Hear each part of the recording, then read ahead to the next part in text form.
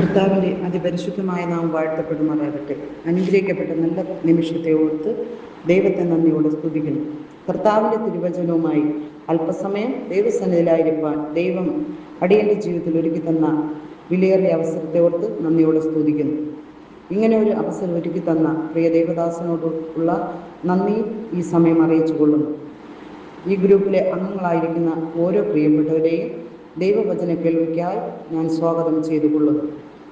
അല്പസമയത്തെ ചിന്തയ്ക്കായി നമുക്കൊരു വേദഭാഗം വായിക്കാം. യാക്കോബിൻ്റെ ലേഖനം 1-ാം അധ്യായം അതിൻ്റെ 12-ാം വാക്യം.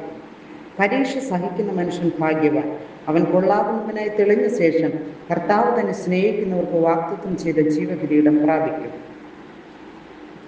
പ്രിയപ്പെട്ട ദൈവമക്കളെ, ഈ വായിച്ചു കേട്ടതായ വേദഭാഗത്തു നിന്നും കഷ്ടതയാകുന്ന പരീക്ഷ, ആ വിഷയത്തെ ആസ്പദമാക്കിയാണ് ചില കാര്യങ്ങൾ നിങ്ങളുമായി പങ്കുവയ്ക്കുവാൻ ഞാൻ ആഗ്രഹിക്കുന്നത്. മനുഷ്യ ജീവിതത്തിൽ കഷ്ടത എന്ന് പറയുന്നത് ഒരു പ്രയാസമുള്ള കാര്യം തന്നെയാണ്. എന്നാൽ കഷ്ടത ജീവിതത്തിൻ്റെ ഒരു ഭാഗമാണെന്നുള്ള യാഥാർത്ഥ്യമാണ് നമുക്ക് ബൈബിളിൽ നിന്നും മനസ്സിലാക്കുവാൻ കഴിയുന്നത്. നാം ഉൽപ്പത്തി മുതൽ വെളിപ്പാട് വരെ പഠിക്കുമ്പോൾ വിവിധ കഷ്ടങ്ങളിലൂടെ കടന്നുപോയ അനേക ഭക്തന്മാരെക്കുറിച്ച് നമുക്ക് മനസ്സിലാക്കുവാൻ കഴിയുന്നു. ഉൽപ്പത്തി പുസ്തകത്തിൽ ദൈവം തൻ്റെ സൃഷ്ടിപ്പുകൾ നടത്തിയതിനു ശേഷം ആദിമ മനുഷ്യരായ ആദാമിനെ ഹവ്വയെയും സൃഷ്ടിച്ചു. ഈ ആദാമിനെ ഹവ്വയെ സൃഷ്ടിക്കുന്നതിന് മുൻപായി തന്നെ അവരുടെ ജീവിതത്തിൽ അവർക്ക് എന്തൊക്കെ ആവശ്യമുണ്ടോ അതെല്ലാം തന്നെ ദൈവം ഒരുക്കി വെച്ചിരുന്നു. എന്നാൽ ഈ ആദിമ മനുഷ്യനെ ദൈവം ഏദേൻ തോട്ടത്തിൽ ആക്കി. ആ ആക്കി വച്ച സ്ഥാനത്ത് അവർ അനുസരണക്കേട് കാണിച്ചതിൻ്റെ ഫലമായി അവർ കഷ്ടത അനുഭവിക്കാൻ ഇടയായി തീർന്നു. അവർ ദൈവത്തിൻ്റെ ആ പദ്ധതിക്കനുസരിച്ച് നിൽക്കാതെ ശത്രുവിൻ്റെ കെണിയിൽ അകപ്പെട്ടു പോയത് കൊണ്ട് അവർ കഷ്ടതയുടെ അനുഭവത്തിലൂടെ കടന്നു പോകേണ്ടി വന്നു. ദൈവം ആദാമിനോട് പറഞ്ഞു, നീ അനുസരണക്കേട് കാട്ടിയത് കൊണ്ട് കഷ്ടതയോടെ അഹോവൃത്തി കഴിക്കേണ്ടി വരും. ദൈവം ഹവ്വയോട് പറഞ്ഞു, നീ കഷ്ടത അനുഭവിക്കുമെന്ന്. ഈ അവർ അനുസരണക്കേട് കാട്ടിയത് കൊണ്ട് വിവിധ കഷ്ടങ്ങൾ അവർ അനുഭവിക്കേണ്ടതായിട്ട് വന്നു. ആ അനുസരണക്കേട് അവർ കാണിക്കാതിരുന്നുവെങ്കിൽ ദൈവം അവർക്കൊരുക്കി വെച്ച നന്മകൾ അനുഭവിച്ച് ദൈവത്തെ ആരാധിച്ച് മഹത്വപ്പെടുത്തി ജീവിക്കുന്നതിനുള്ള ഒരു അവസരമാണ് ദൈവം അവർക്ക് കരുതി വച്ചിരുന്നത്. എന്നാൽ അവർ അതിൽ നിന്നും അന്യപ്പെട്ടു പോയി. അവരുടെ ജീവിതത്തിൽ ഉണ്ടായിരുന്നതായ എല്ലാ പദവികളും നഷ്ടപ്പെടുവാൻ കാരണം അവർ പാമ്പിൻ്റെ വാക്കുകൾ വിശ്വസിക്കുകയും അവരുടെ ജീവിതത്തിൽ അവർ നേരിട്ട ആ പരീക്ഷയിൽ പരാജയപ്പെട്ടു പോവുകയും ചെയ്തു. ആ പാമ്പിൻ്റെ വാക്ക് വിശ്വസിച്ചത് കൊണ്ട് അവർ അകപ്പെട്ട പരീക്ഷയിൽ നിന്ന് അവർക്ക് കരകയറുവാൻ കഴിഞ്ഞില്ല. അവർ വിവിധ കഷ്ടതകളാണ് പിന്നെ അനുഭവിക്കേണ്ടതായി വന്നത്. നാം ബൈബിൾ പഠിക്കുമ്പോൾ വിവിധ രീതിയിലുള്ള കഷ്ടങ്ങളെക്കുറിച്ച് പഠിക്കുവാൻ സാധിക്കുന്നു. ചില കഷ്ടതകൾ മനുഷ്യനിർമ്മിതങ്ങളാണ്, അതായത് മനുഷ്യർ അറിഞ്ഞുകൊണ്ട് കഷ്ടത്തിൽ എടുത്തു ചാടുന്നതാണ്. ഉദാഹരണമായി നമ്മൾ നോഹയുടെ ചരിത്രം പഠിക്കുക.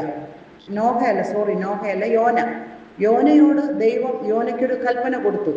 നിനവയിൽ പോയി അവിടുത്തെ ദൈവമക്കളോട് അവർ ചെയ്തുകൊണ്ടിരിക്കുന്ന തെറ്റുകളെ കുറിച്ച് ബോധ്യപ്പെടുത്തി അവരെ ദൈവസന്നിധിയിലോട്ട് അടുപ്പിക്കുവാനാണ് ദൈവം യോനയോട് പറഞ്ഞത്. പക്ഷെ യോന ചെയ്തത് എന്താണ്? അവന് ആ ദൈവം പറഞ്ഞ വാക്കനുസരിക്കുവാൻ മനസ്സില്ലാതെ തൻ്റെ ഇഷ്ടപ്രകാരം അവൻ തർശീസിലേക്ക് പോവുകയും ആ കഷ്ടതയുടെ അനുഭവത്തിലൂടെ കടന്നു പോകേണ്ടതായ ഒരവസ്ഥ വന്നു.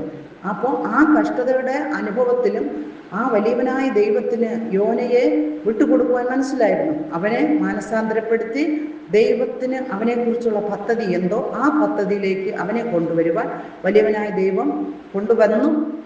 ആ നിനവേലെത്തിച്ചു അവിടെ ഉള്ളവരോട് താൻ സുവിശേഷം അറിയിക്കുകയും അവരോടുള്ള ദൈവിക ആലോചന അറിയിക്കുകയും അവരകപ്പെട്ടു പോകേണ്ടതായിരുന്ന ആ വലിയ നാശത്തിൽ നിന്ന് അവരെ വീണ്ടെടുക്കുന്നതിന് യോനയ്ക്ക് സാധിച്ചു.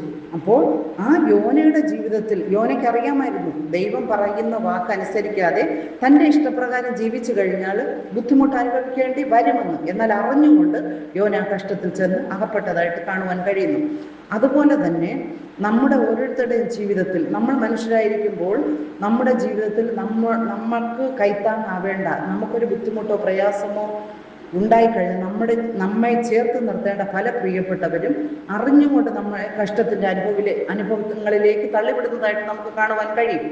ബൈബിളിൽ അതിനുള്ള ഒരു ഉദാഹരണം എന്ന് പറയുന്നത് നമ്മൾ യോസേഫിൻ്റെ ചരിത്രം എടുക്കുക. യോസേഫിൻ്റെ ചരിത്രം എന്ന് പറയുമ്പോൾ യോസേഫ് പിതാവിൻ്റെ അടുക്കൽ അനുസരണമുള്ള ഒരു മകനായി ജീവിച്ച ഒരു വ്യക്തിയായിരുന്നു. എന്നാൽ തൻ്റെ സഹോദരങ്ങൾ ആടുകളെ മേയ്ക്കുന്നതുമായി ബന്ധപ്പെട്ട് വനാന്തരത്തിൽ പോയപ്പോൾ അവരുടെ ക്ഷേമം അന്വേഷിക്കുന്നതിന് വേണ്ടി ആ പിതാവ് യോസേഫിനെ പറഞ്ഞു വിടുകയാണ്. ആ യോസേഫിനെ പറഞ്ഞു വിട്ട് ആ യോസേഫിനെ കാണുമ്പോൾ അവൻ അവർക്ക് കഴിക്കുന്നതിനോ ഭക്ഷണ പദാർത്ഥങ്ങളുമായിട്ടാണ് കടന്നു വരുന്നത്.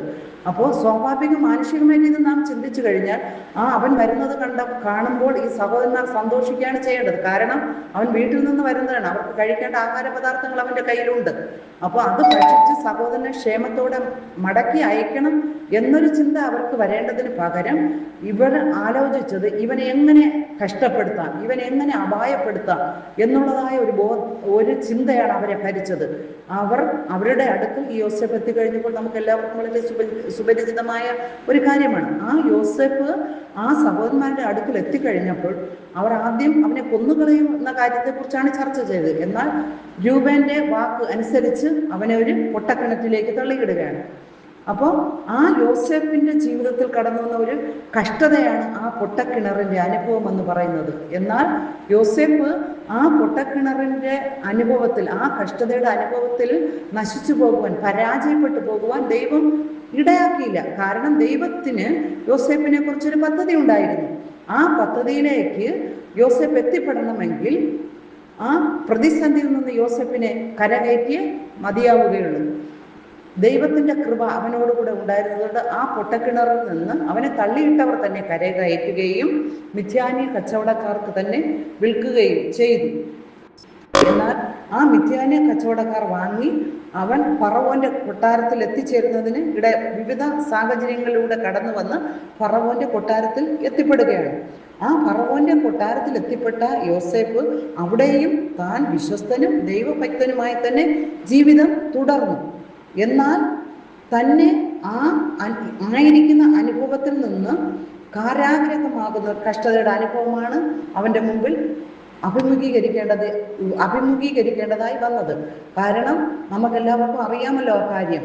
അവൻ ഒരു തെറ്റും ചെയ്യാതെയാണ് ലോകപ്രകാരമുള്ളൊരു ജീവിതം നയിക്കാത്തതിൻ്റെ ഫലമായിട്ടാണ് അവൻ കാരാഗ്രഹത്തിൽ പോകേണ്ടതായിട്ട് വന്നത്.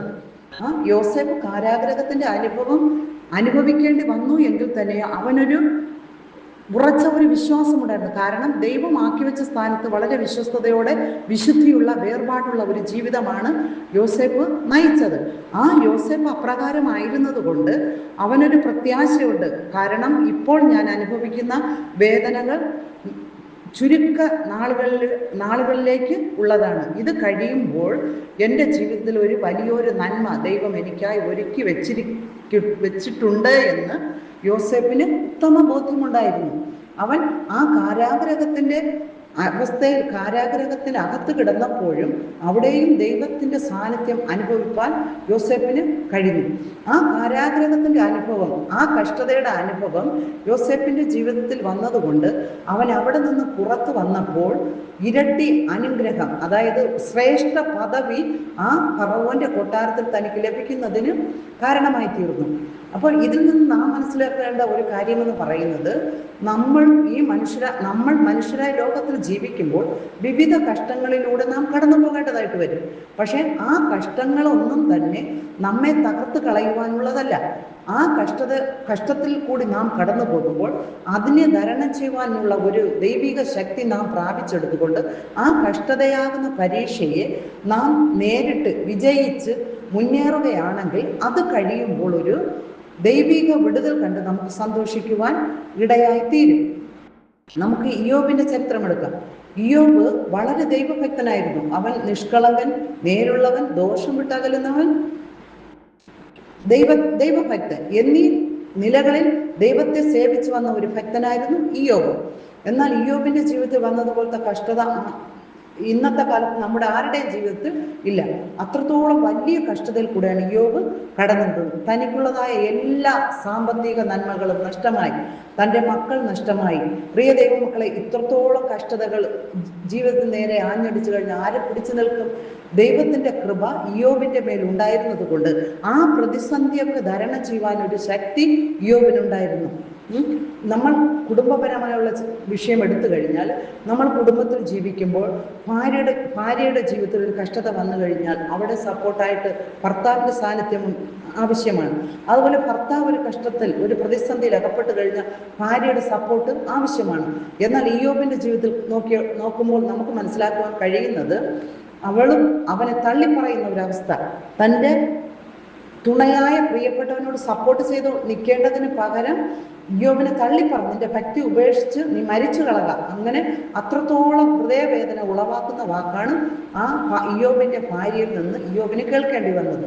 ഭാര്യയിൽ നിന്ന് മാത്രമല്ല, തൻ്റെ ഉറ്റ സ്നേഹിതന്മാരുണ്ടായിരുന്നു. അവരും എങ്ങനെയൊക്കെ ഇയ്യോബിനെ വേദനിപ്പിക്കാമോ ആ തരത്തിലെല്ലാം ഈ ഇയ്യോബ് കഷ്ടതയുടെ അനുഭവത്തിലൂടെ കടന്നു പോകുമ്പോൾ അവനെ എങ്ങനെയൊക്കെ വേദനിപ്പിക്കാമോ ആ രീതിയിലൊക്കെ അവനും വേദനിപ്പിച്ചുകൊണ്ടിരുന്നു. ഇയ്യോബ് വലിയ തെറ്റുകാരനായതുകൊണ്ടാണ് ഈ കഷ്ടതയുടെ അനുഭവം ഇയ്യോബിൻ്റെ ജീവിതത്തിൽ വന്നത് എന്നുവരെയും അവർ ഇയ്യോബിനെ കുറിച്ച് പറയുവാൻ ഇടയായിത്തീർന്നു. കാരണം ഇയ്യോബിന് ഇത്രത്തോളം കഷ്ടത വന്നത് അവർ മാനുഷികമായ രീതിയിൽ ചിന്തിക്കുമ്പോൾ അവൻ എന്തോ വലിയ തെറ്റ് ചെയ്തത് കൊണ്ടാണ്.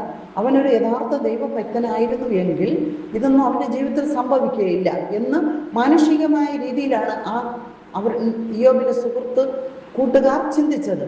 പക്ഷെ ഇയ്യോബിനൊരു ഉറച്ച വിശ്വാസമുണ്ടായിരുന്നു. ഞാൻ എന്ത് കഷ്ടതയിൽ കൂടെ കടന്നു പോയാലും ആ കഷ്ടതയാകുന്ന പരീക്ഷയെ നേരിട്ട് അതിൽ നല്ല ഒരു വിജയം കൈവരിച്ച് തന്നെ പുറത്ത് എന്നെ കൊണ്ടുവരുന്ന ഒരു ദൈവത്തിൻ്റെ സാന്നിധ്യം എന്നോടൊപ്പം ഉണ്ട് എന്ന് ഉത്തമ ബോധ്യം ഇയ്യോബിനുണ്ടായിരുന്നു. കാരണം ഇയ്യോബിന് എന്തൊക്കെ നഷ്ടപ്പെട്ടുവോ ആ നഷ്ടങ്ങളെയെല്ലാം ഇരട്ടിയായി ദൈവം ഇയ്യോബിന് തിരികെ നൽകി. അത് ഇയ്യോബും ദൈവവുമായിട്ടുള്ള ഒരു ബന്ധം അത്രയ്ക്ക് ഉണ്ടായിരുന്നത് കൊണ്ടാണ്. ഇയ്യോബ് ദൈവത്തെ തള്ളിപ്പറയുകയോ പോവുകയോ ചെയ്തിരുന്നു എങ്കിൽ ആ നന്മകളൊന്നും തന്നെ ഇയ്യോബിന് അനുഭവിക്കുവാൻ കഴിയുകയില്ല. അതുപോലെ തന്നെ നമ്മൾ ശദ്രക്ക്, മേശാക്ക്, അബേദ്നെഗോവിന്റെ ജീവിത ചരിത്രം എടുക്കുകയാണെങ്കിൽ അവരും പ്രവാസ ജീവിതത്തിലായിരുന്നപ്പോൾ അവർ ദൈവമക്കളായിരുന്നത് കൊണ്ട് അവർ വിവിധ കഷ്ടങ്ങൾ അനുഭവിക്കേണ്ടതായിട്ട് വന്നു. തീച്ചൂളയുടെ അനുഭവം, സിംഹക്കുഴിയുടെ അനുഭവം, ഈ അനുഭവങ്ങളിലേക്ക് തങ്ങളെ തള്ളിവിടുവാൻ പോകുകയാണെന്ന് അറിഞ്ഞിട്ടും അവർ ദൈവത്തെ തള്ളിപ്പറയുന്നതിനോ ദൈവസന്നിധിയിൽ അവർ ചെയ്തു വന്നിരുന്ന കാര്യങ്ങൾക്ക് മുടക്കം വരുത്തുന്നതിനോ ഒന്നും അവർ ശ്രമിച്ചില്ല. അവർ പറയുന്നത്, ശദ്രക്ക്, മേശാക്ക്, അബേദ്നെഗോ പറഞ്ഞത് നമുക്കറിയാമല്ലോ. ഈ ഞങ്ങൾ സേവിക്കുന്ന ദൈവം ഞങ്ങളെ വിടുവിച്ചാലും ഇല്ലെങ്കിലും ഞങ്ങൾ ഒരു കാരണവശാലും ഈ ബിംബത്തെ നമസ്കരിക്കുകയില്ല. അപ്പോൾ ദൈവം വിടുവിക്കാതിരിക്കുകയോ ചെയ്യട്ടെ, അത് ദൈവത്തിൻ്റെ കാര്യം.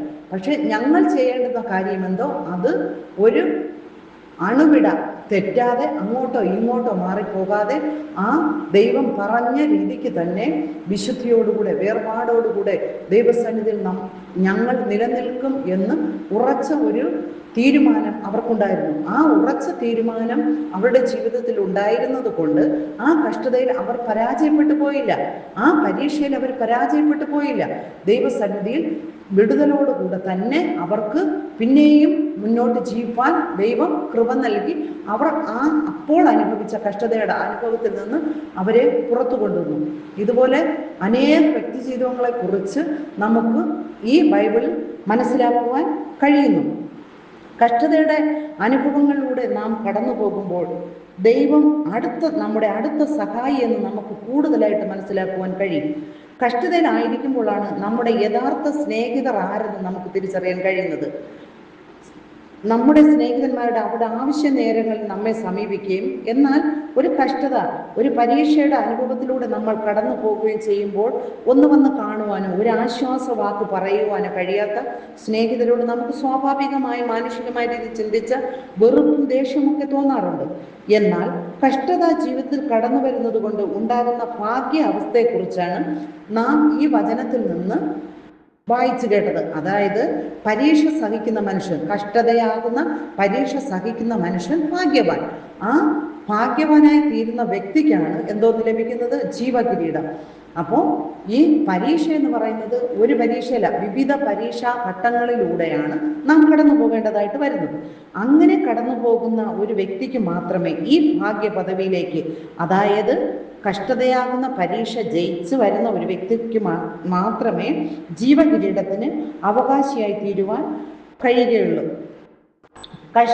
കഷ്ടത ജീവിതത്തിൽ അനുഭവിക്കുന്ന ഒരു വ്യക്തി കൊള്ളാകുന്നവനെന്ന് തെളിയിക്കുവാൻ, അവൻ കൊള്ളാകുന്ന ഒരു വ്യക്തി, ദൈവസന്നിധിയിൽ അവൻ പ്രയോജനം ആകുന്ന ഒരു വ്യക്തി എന്ന് തെളിയിക്കുവാൻ കഴിയും. കാരണം കഷ്ടത വരുന്നത് കൊണ്ട് അവൻ ദൈവത്തെ തള്ളി പറഞ്ഞു കഴിഞ്ഞാൽ അവൻ അവിടെ പരാജയപ്പെടുകയാണ്.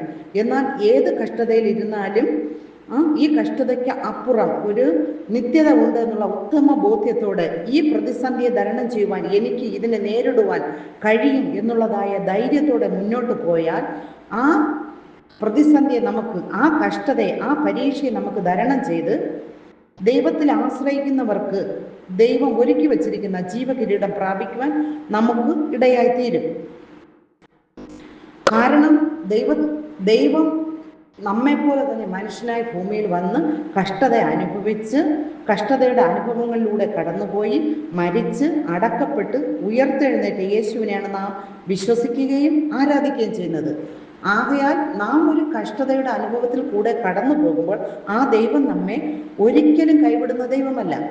നമ്മൾ റോമർക്കെഴുതിയ ലേഖനം 5:3 ഇങ്ങനെ വായിക്കുന്നു: കഷ്ടത സഹിഷ്ണുതയും, സഹിഷ്ണുത സിദ്ധതയും, സിദ്ധത പ്രത്യാശയും ഉളവാക്കുന്നു. അപ്പോൾ ഈ ഭാഗത്ത് നമുക്ക് മനസ്സിലാക്കുവാൻ കഴിയുന്നത്, നമ്മൾ പ്രത്യാശയുടെ തുറമുഖത്ത് എത്തിച്ചേരുവാൻ വേണ്ടി വളരെയധികം ആഗ്രഹത്തോടെ ആയിരിക്കുന്ന വ്യക്തികളാണ്. അപ്പോൾ ആ പ്രത്യാശയുടെ തുറമുഖത്ത് നാം എത്തിച്ചേരണമെങ്കിൽ വിവിധ കഷ്ടതയുടെ അനുഭവങ്ങളിലൂടെ, വിവിധ പരീക്ഷകളിലൂടെ നാം കടന്നു പോകേണ്ടതായിട്ട് ഉണ്ട്.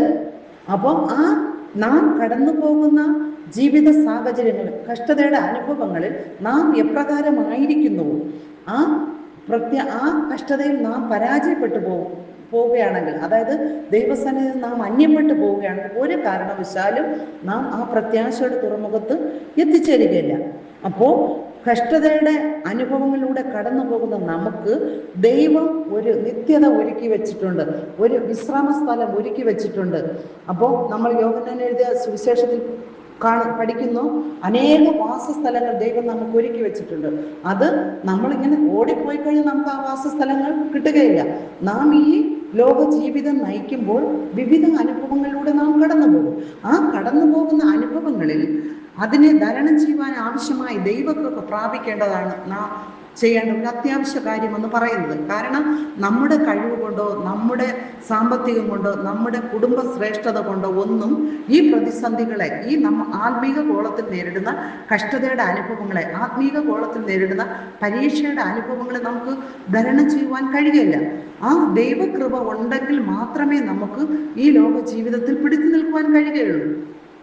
അപ്പോൾ ഈ എന്നെ കേൾക്കുന്ന പ്രിയ ദൈവമക്കളോട് എനിക്ക് പറയുവാനുള്ള ഒരു കാര്യമെന്ന് പറയുന്നത്, നാം എല്ലാ പ്രിയപ്പെട്ടവരും, ഇപ്പം എൻ്റെ ജീവിതത്തിലുള്ള കഷ്ടത ആയിരിക്കില്ല വേറൊരു സഹോദരിയുടെ ജീവിതത്തിലുള്ളത്, അവരുടെ ജീവിതത്തിലുള്ള കഷ്ടത, പരീക്ഷ ആയിരിക്കില്ല ഒരാളിൻ്റെ ജീവിതത്തിലുള്ളത്. അപ്പോൾ നമ്മൾ ഓർത്തിരിക്കേണ്ട കാര്യമെന്ന് പറയുന്നത്, നാം ഈ ലോകത്തിൽ നിന്ന് കർത്താവിൻ്റെ സന്നിധിയിൽ ചേരുന്നത് വരെയും നാം വിവിധ കഷ്ടങ്ങളിലൂടെ, വിവിധ പരീക്ഷകളിലൂടെ കടന്നു പോകേണ്ടതായിട്ട് ഉണ്ട്. ആ കടന്നു പോകുന്ന സാഹചര്യങ്ങളിൽ വലിയവനായ ദൈവത്തിൻ്റെ സാന്നിധ്യം, ആ ദൈവത്തിൻ്റെ കൃപ, ആ ദൈവത്തിൻ്റെ ബലമുള്ള കരങ്ങളിൽ നാം മുറുകെ പിടിച്ചുകൊണ്ട് അനുഗ്രഹിക്കപ്പെട്ട ഒരു ക്രിസ്തീയ ജീവിതം നയിച്ചു കഴിഞ്ഞാൽ, വിശുദ്ധിയുള്ള, വേർപാടുള്ള ഒരു ജീവിതം നയിച്ചുകൊണ്ട് കർത്താവിനെ പൂർണ്ണ ഹൃദയത്തോടും പൂർണ്ണ മനസ്സോടും പൂർണ്ണ ആത്മാവോടും ദൈവത്തെ സേവിച്ച് ആ നിത്യത അവകാശമാക്കുവാൻ വേണ്ടി നാം ഓരോരുത്തരും ഒരുക്കമുള്ളവരായി തീർന്നാൽ മാത്രമേ ഒരു അനുഗ്രഹിക്കപ്പെട്ട ഒരു ക്രിസ്തീയ ജീവിതം നാം നയിച്ചു എന്ന് നമുക്ക് പറയുവാൻ സാധിക്കുകയുള്ളൂ. അതുകൊണ്ട് നൊടിനേരത്തേക്കുള്ള നമ്മുടെ കഷ്ടങ്ങൾ സാരമില്ല എന്നെണ്ണിക്കൊണ്ട് ആ പ്രത്യാശയുടെ തീരത്തെത്തുവാൻ നമ്മെ തന്നെ ഒരുക്കി കാത്തിരിക്കാം എന്നുള്ള ആഹ്വാനത്തോടെ ഞാൻ എൻ്റെ വാക്കുകൾ നിർത്തുന്നു. ദൈവം നമ്മേവരെയും അനുഗ്രഹിക്കുമാറാകട്ടെ. ഇത്രയും സമയം ദൈവവചന കേൾവിക്കായി ശ്രദ്ധ തിരിച്ച പ്രിയപ്പെട്ടവരുള്ള നന്ദി അറിയിച്ചുകൊണ്ട് എൻ്റെ വാക്കുകൾ നിർത്തുന്നു. ദൈവം നമ്മെ അനുഗ്രഹിക്കുമാറാകട്ടെ.